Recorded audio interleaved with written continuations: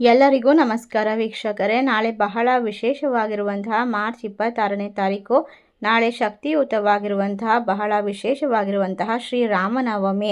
ಶ್ರೀರಾಮನ ಸಂಪೂರ್ಣವಾದ ಅನುಗ್ರಹ ಈ ರಾಶಿಯವರ ಜೀವನದ ಮೇಲೆ ನೇರವಾದ ಪರಿಣಾಮವನ್ನು ಬೀರುತ್ತದೆ. ಆಂಜನೇಯ ಸ್ವಾಮಿಯ ಸಂಪೂರ್ಣವಾದ ಕೃಪಕಟಾಕ್ಷ ನಿಮ್ಮ ಜೀವನವನ್ನು ಅದೃಷ್ಟ ಬರುವಂತೆ ಮಾಡ್ತಾ ಹೋಗುತ್ತೆ. ಹಾಗಾದರೆ ಯಾವ ರಾಶಿಯವರು ಹೆಚ್ಚಿನ ಒಂದು ಅದೃಷ್ಟವಂತರು, ಯಾವೆಲ್ಲ ರೀತಿಯ ಲಾಭವನ್ನು ಬರಮಾಡ್ಕೊಳ್ತಾರೆ, ಯಾವ ರೀತಿ ಕಷ್ಟಗಳಿಂದ ಹೊರ ಬರ್ತಾರೆ, ನಾಳೆಯ ಒಂದು ಶ್ರೀರಾಮನವಮಿಯಿಂದ ಈ ರಾಶಿ ಚಕ್ರದವರಿಗೆ ಅದ್ಭುತವಾದ ಬದಲಾವಣೆ ಆಗೋದಕ್ಕೆ ಯಾವ ರೀತಿ ಸೃಷ್ಟಿಯಾಗುತ್ತದೆ ಯೋಗಗಳು ಎಂಬ ವಿಶೇಷವಾದ ಮಾಹಿತಿಯನ್ನು ನೋಡ್ತಾ ಹೋಗೋಣ. ಅದಕ್ಕೂ ಮುನ್ನ ನೀವು ಕೂಡ ದೇವರು ಹಾಗೂ ಜ್ಯೋತಿಷ್ಯ ಶಾಸ್ತ್ರವನ್ನು ನಂಬೋದಾದರೆ ಈಗಲೇ ಜೈ ಹನುಮಾನ್ ಎಂದು ತಪ್ಪದೆ ಕಮೆಂಟ್ ಮಾಡಿ, ತಪ್ಪದೆ ನಮ್ಮ ಚಾನಲ್ಗೆ ಸಬ್ಸ್ಕ್ರೈಬ್ ಮಾಡಿ. ನಾಳೆ ನಿಮಗೆ ಒಂದು ವಿಶೇಷವಾದ ಭರವಸೆಯನ್ನು ನೀಡುತ್ತದೆ. ವಿಶೇಷವಾಗಿ ಕಾನೂನು ವಿಷಯಗಳಲ್ಲಿ ಪರಿಹಾರ ಮತ್ತು ಯಶಸ್ಸನ್ನು ಸೂಚಿಸಲಾಗುತ್ತದೆ.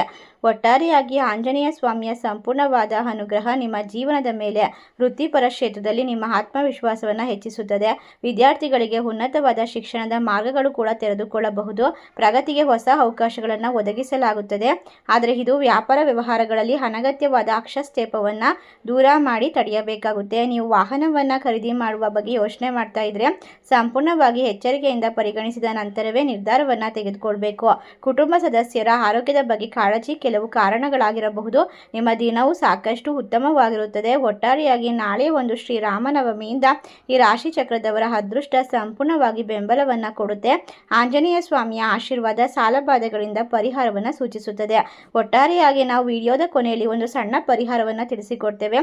ಆ ಪರಿಹಾರವನ್ನು ನೀವು ಮಾಡುವ ಮೂಲಕ ನಿಮ್ಮ ಜೀವನದಲ್ಲಿ ಅದೃಷ್ಟ ದುಪ್ಪಟ್ಟಾಗುತ್ತೆ. ಎಲ್ಲ ರೀತಿಯ ತೊಂದರೆಗಳು ಕೂಡ ಕಷ್ಟಗಳು ಕೂಡ ಪರಿಹಾರವಾಗುತ್ತದೆ. ಒಟ್ಟಾರೆಯಾಗಿ ನಿಮ್ಮ ಜೀವನ ಅದ್ಭುತವಾಗಿರುತ್ತೆ.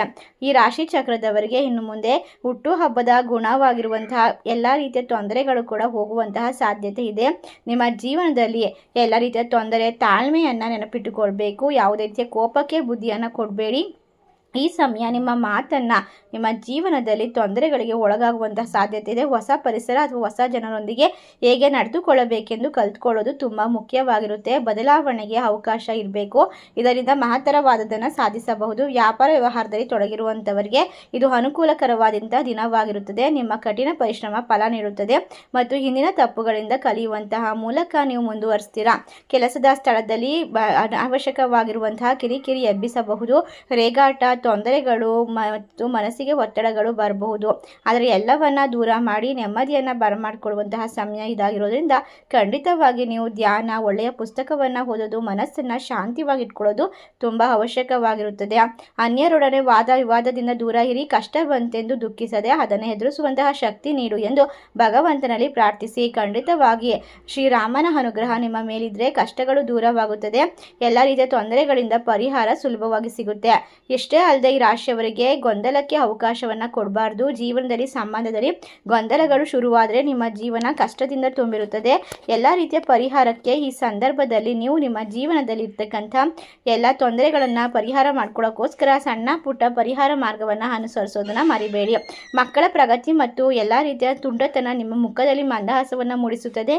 ಸಾಮಾಜಿಕ ಕ್ಷೇತ್ರದಲ್ಲಿ ನಿಮ್ಮ ಸಂಗಾತಿ ದಿನದಿಂದ ದಿನಕ್ಕೆ ವೃದ್ಧಿಯನ್ನು ಹೊಂದುತ್ತಾರೆ. ನಿಮಗೆ ಹೆಚ್ಚಿನ ಸಂತೋಷ ನೀಡುತ್ತಾರೆ. ಪಕ್ಷದ ಏಳಿಗೆಗಾಗಿ ದುಡಿಯುವಂತಹ ರಾಜಕಾರಣಿಗಳಿಗೆ ಉನ್ನತ ಸ್ಥಾನಮಾನ ಸಿಗ್ತಾ ಹೋಗುತ್ತೆ. ಆದಾಯದಲ್ಲಿ ಗಣನೀಯವಾದ ಏರಿಕೆಯನ್ನು ಕಂಡುಕೊಳ್ಬಹುದು.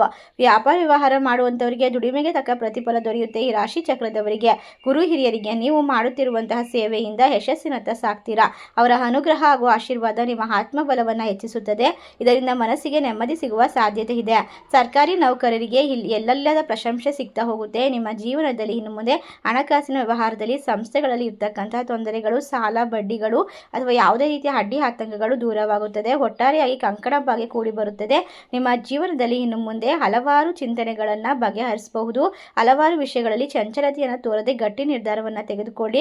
ಯಾವುದೇ ರೀತಿಯ ಚಾಡಿ ಮಾತುಗಳನ್ನು ಕೇಳುವಂತಹ ಬಂಧುಗಳಿಂದ ತುಂಬ ಎಚ್ಚರಿಕೆಯಿಂದ ಇರಿ. ವೈವಾಹಿಕ ವಿಚಾರಗಳನ್ನು ಬಹಿರಂಗವಾಗಿ ಚರ್ಚಿಸಬೇಡಿ. ನಿಮ್ಮ ಆಪ್ತರ ವಲಯದಲ್ಲಿರ್ತಕ್ಕಂಥ ಜನರಿಗೆ ಅನಾರೋಗ್ಯ ಕಾಡಬಹುದು. ಅದರಿಂದ ನಿಮ್ಮ ಕೈಲಾದಂತಹ ನೆರವು ನೀಡಿ. ಮುಂದಿನ ದಿನಗಳು ವಿಶೇಷವಾದ ಲಾಭ ಮತ್ತು ನಿಮ್ಮ ಜೀವನದಲ್ಲಿ ಸಕಾಲವಾಗಿರುವಂತಹ ಸಂದರ್ಭ ಪ್ರಾರಂಭವಾಗುತ್ತೆ. ಆಂಜನೇಯ ಸ್ವಾಮಿಯ ಆಶೀರ್ವಾದ ನಿಮ್ಮಲ್ಲಿ ಇರ್ತಕ್ಕಂಥ ದೊಡ್ಡ ಗೊಂದಲವನ್ನು ದೂರ ಮಾಡುತ್ತೆ. ವೃತ್ತಿಯಲ್ಲಿ ಸ್ಥಿರತೆಯನ್ನು ತಂದುಕೊಡುತ್ತದೆ. ಅನಿರೀಕ್ಷಿತವಾಗಿ ಬಂಡವಾಳ ಬರುವಂತಹ ಸಾಧ್ಯತೆ, ಹೊಸ ಯೋಜನೆಗಳಿಗೆ ವಿಶೇಷವಾಗಿ ದುಡ್ಡನ್ನು ಹಾಕ್ಬೋದು. ಅದರಿಂದ 2ರಷ್ಟು ಹಣವನ್ನು ಬರಮಾಡ್ಕೊಳ್ಬಹುದು. ವ್ಯಾಪಾರ ವ್ಯವಹಾರದಲ್ಲಿ ಹೆಚ್ಚಿನ ಲಾಭವನ್ನು ಕಂಡುಕೊಳ್ಬಹುದು.